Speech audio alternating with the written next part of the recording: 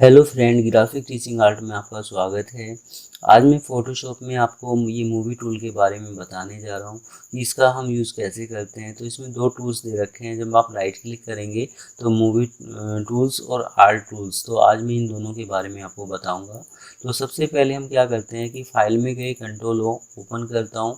आप कोई पिक्चर लेते हैं तो काफ़ी सारी इमेज हैं, कोई भी एक आप इमेज शो कर सकते हैं। जैसे इस तरीके से मैंने कुछ लिया, तो इसमें मैंने क्या किया, जैसे इस तरीके से कोई सिलेक्शन लेता हूँ।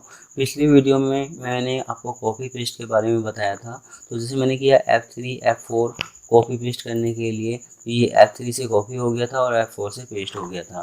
तो फोटोशॉप में अगर कोई सिलेक्शन लेते हो तो F3 F4 से कॉपी पेस्ट आप शो कर सकते हो। अगर बिना सिलेक्शन के पूरी की पूरी वो इमेज है तो उसको F3 F4 करके कॉपी पेस्ट कर सकते हैं।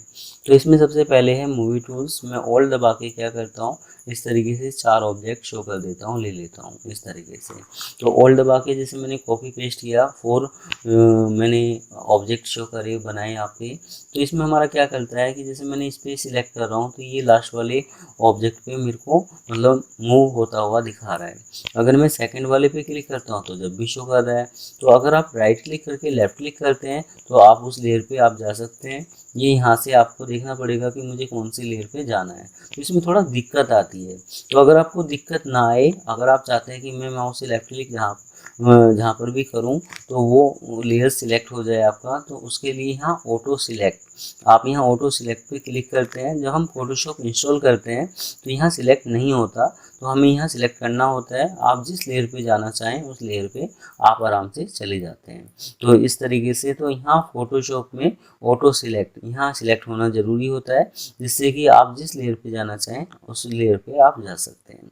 इसके बाद हमारा चलता है यहाँ ग्रुप और लेयर्स। तो ग्रुप का काम हमारा होता है कि अगर हम यहाँ फोल्डर के हिसाब से काम कर रहे हैं तो आप यहाँ ग्रुप के हिसाब से काम करेंगे, नहीं तो नॉर्मल लेयर के हिसाब से काम करेंगे। अगर लेयर कम है तो हम लेयर के हिसाब से काम करते हैं। अगर मान लो लेयर ज़्यादा है, जैसे 5000 है, 4000 है, 400 है, तो हम फोल्डर के हिसाब से काम करते हैं, जिससे कि हमें काम करने में आसानी हो। इसके बाद हमारा चलता है यहाँ जाके, जैसे मैं इसकी आई बंद करता हूँ तो ये हाइड हो जाता है इस तरीके से।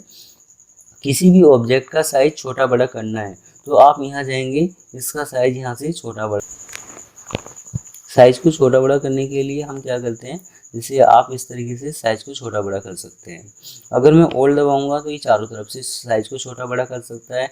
अगर आप शिफ्ट दबाओगे तो आप यहाँ से इसका एक एंगल से साइज को छोटा बड़ा कर सकते हैं। तो ये हमारा होता है साइज को छोटा बड़ा करने के लिए। जब आप यहाँ सिलेक्ट करते हैं तो ये आता है कि आपको किस एंगल से साइज को छोटा बड़ा करना है, तो उस एंगल से छोटा बड़ा रोटेट जो भी आप करना चाहें कर सकते हैं।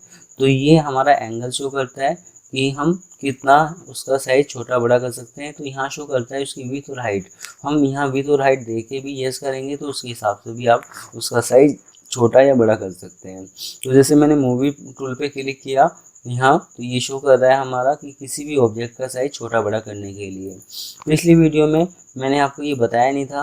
अगर हम इसमें करते हैं कंट्रोल टी, तो कंट्रोल टी करता हूँ तो मैं यहाँ साइज को छोटा बड़ा कर सकता हूँ इस तरीके से। तो अगर ओल्ड दबाता हूँ तो इसका साइज छोटा बड़ा, ये सेम वही तो काम कर रहा है जो हम यहाँ से मूवी टूल से यहाँ से काम करते हैं। तो इसमें और उसमें क्या अंतर है, जब आप इस पर क्लिक करते हैं इसका साइज जो भी साइज को छोटा करते हैं, मैंने किया एंटर, तो ये कमांड हटेगी नहीं, आपको यहाँ से हटानी पड़ेगी। अगर आप कंट्रोल टी करते हो, जैसे मैं अंदर से बता रहा हूँ, कंट्रोल टी करते हो और इसका साइज मैंने छोटा किया, जब मैंने एंटर किया तो ये कमांड हट जाती है। तो इसमें सबसे ज़्यादा इसकी जगह कंट्रोल टी का यूज़ किया जाता है। तो मूवी टूल का काम है मूवमेंट करना, आप किसी भी लेयर को कहीं पर भी लेके जा सकते हैं। इसके बाद हमारा चलता है यहाँ जाके आर्ट टूल्स। इसका काम क्या है, जैसे जब मैंने आर्ट टूल पे क्लिक किया, इसको आर्ट टूल बनाया इस तरीके से, तो ये क्या कर रहा है, ये एक आर्ट बोर्ड में कन्वर्ट हो गई। मतलब जो नॉर्मल सीट थी आपकी वो आर्ट बोर्ड बन गई आपकी। आप किसी एरिया के अंदर काम तो कर सकते हैं, प्लस आप क्या करते हैं कि लेयर में गए, न्यू पे क्लिक करता हूँ, आपने किया आर्ट बोर्ड फ्रॉम लेयर्स, इस पर क्लिक, तो एक नई आर्ट बोर्ड सीट इस तरीके से ये आ जाती है कि फर्स्ट ये थी आपकी, सेकंड इसने ये बना दी। तो एक से ज़्यादा आर्ट बोर्ड में काम करने के लिए आप ये आर्ट बोर्ड टूल्स का यूज कर सकते हैं। तो आज मेरी ये वीडियो आपको कैसी लगी आप मुझे ज़रूर बता सकते हैं।